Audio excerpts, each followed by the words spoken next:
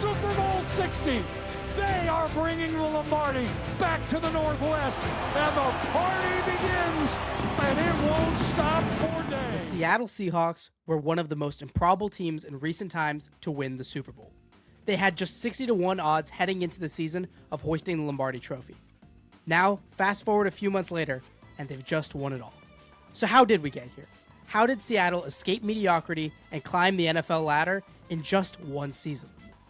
While there are a ton of people that deserve credit, 3 come to mind, and we'll start with John Schneider. While now Schneider is seen as one of the top GMs in the NFL, there were real doubts about him just a few years ago. From 2017 to 2021, Seattle drafted over 40 players, yet one, the punter, Michael Dixon, is still around. Schneider was brought in with Pete Carroll in 2010.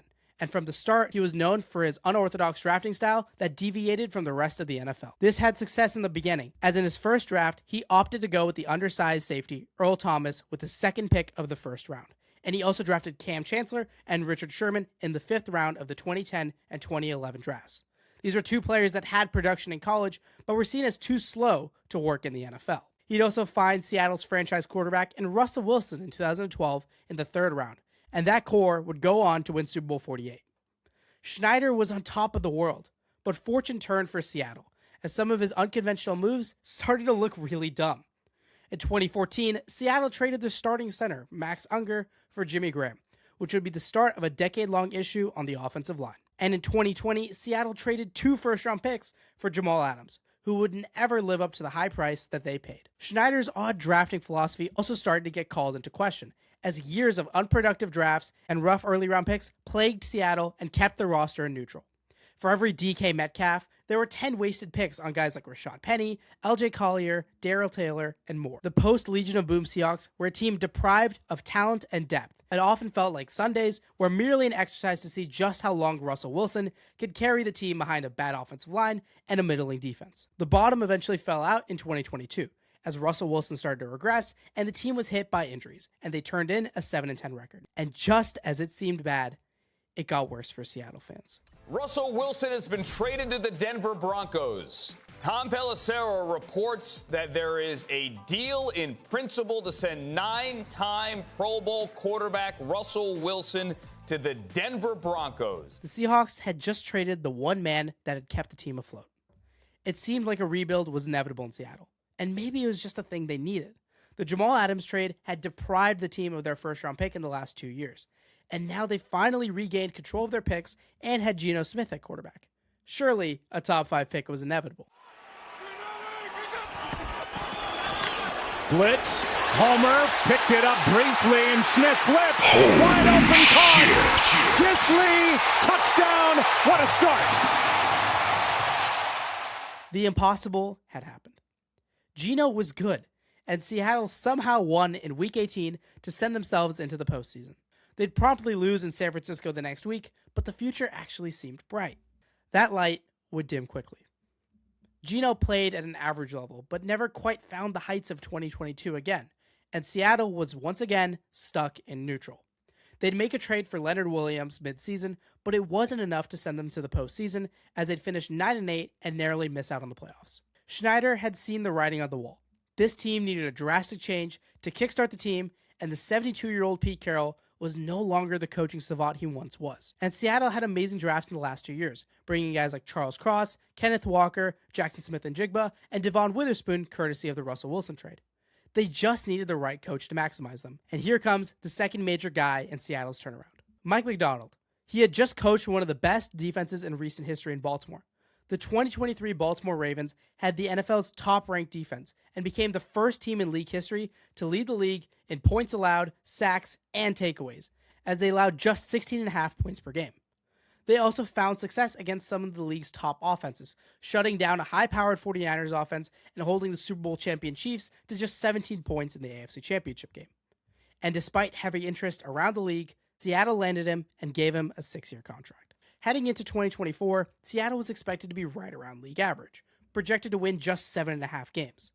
The team quietly outperformed that mark, though, as the defense, despite struggling through the first 2 months of the season, found their form midseason after trading for linebacker Ernest Jones from the Titans, and they'd barely miss out on the playoffs with a 10-7 record. It wasn't all positive, though.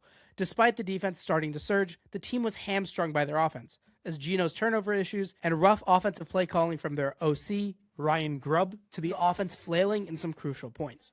The second half of the season featured some brutal losses, including a 2-game stretch where the offense fell apart on primetime against Green Bay, and then lost a heartbreaker to Minnesota as their journeyman quarterback Sam Darnold destroyed the Seattle defense, including this amazing play that effectively knocked Seattle out of the postseason race. To an outsider perspective, it seemed as if Seattle was stuck in the same spot they'd been for a long time. Just good enough to put up a solid season, but never a real threat. Heading into the offseason, Seattle let go of their much-maligned OC, instead brought in Klint Kubiak, who had showed promise in New Orleans before their offense was racked with all their injuries. The addition of Kubiak would tease one more giant, league-shattering move to come, and that would happen on March 7th as they shocked the league once again. Breaking news right now, and no, this is not a drill. Just moments ago, the Seattle Seahawks have agreed to terms with the Las Vegas Raiders on a blockbuster trade, sending their starting quarterback Geno Smith, a 2-time Pro Bowler, to Las Vegas in exchange for a 2025 third-round pick. Seattle had just moved off their starting quarterback for a third-round pick, and the 2025 draft class had no realistic option for Seattle at pick 18. Rumors swirled for a few days as free agency started, and then the answer to those QB questions came pretty quickly. Show you what we got here with Ian Rappaport. It is. The Well done. Seahawks How you doing, sir? have We their actually do new this. QB. Yeah, It is, in great to work fact, with you. going to Did we get a be percentage? Sam Darnold. Ian Rappaport has could've been done it. on this all day and for weeks, I would assume, trying to figure out where Sam Darnold was going to end up, and now we have an idea. The move was extremely controversial. Many labeled it as a lateral move that didn't change Seattle's fortunes at quarterback. Darnold had just had a great regular season, winning 14 games for Minnesota, but a rough final 2-game stretch, including a blowout loss to the Rams in the wild card, had soured the league on Darnold. Some even said Seattle was making a mistake that they would never recover from. There were other real concerns, as Darnold would be moving away from the only coach he'd had success with in the pros, with Kevin O'Connell, and he'd no longer have Justin Jefferson to throw the ball to. And it also appeared that Seattle was going to make Darnold's life harder, as they'd let Tyler Lockett walk, and would eventually trade their star receiver, DK Metcalf, to the Pittsburgh Steelers. Now Darnold had to get it done with a brand new coach in Kubiak, and with a talented but unproven wide receiver 1 in Jackson Smith-Njigba. Before free agency closed, they pick up some solid vets in Cooper Kupp and DeMarcus Lawrence.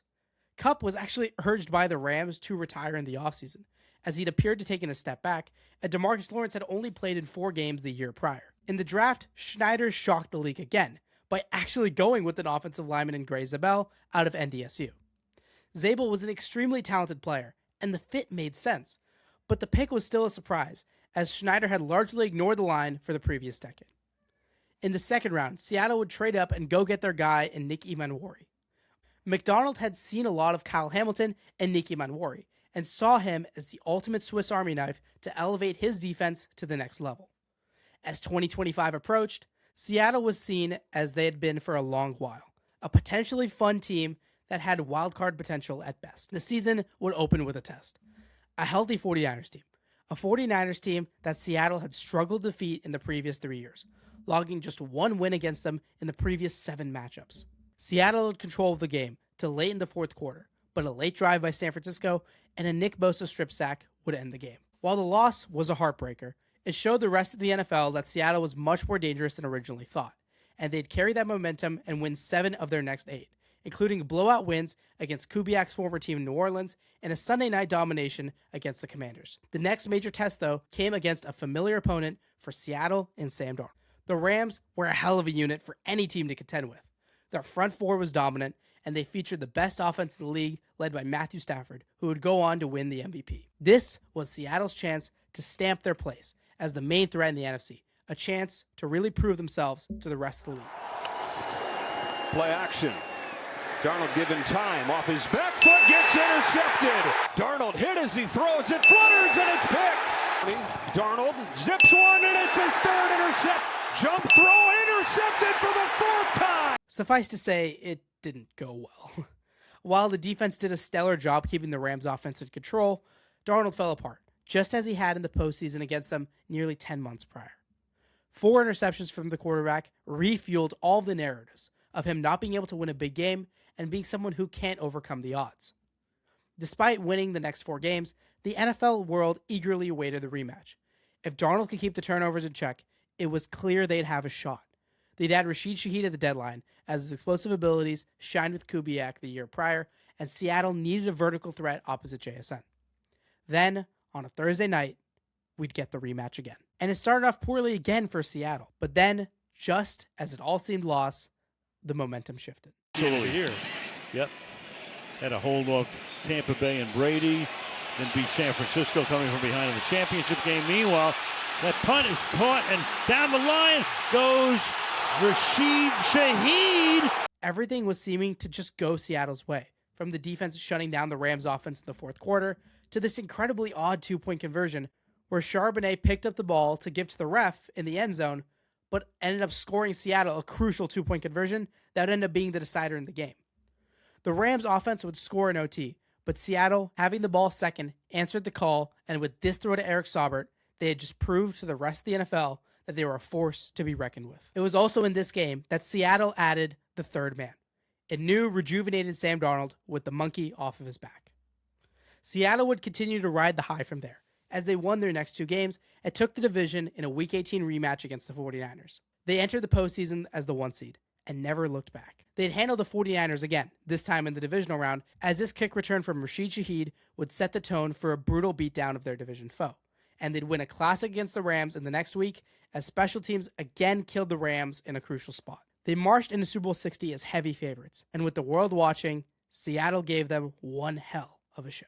Blitz has killed them all night long. And Nwosu comes up.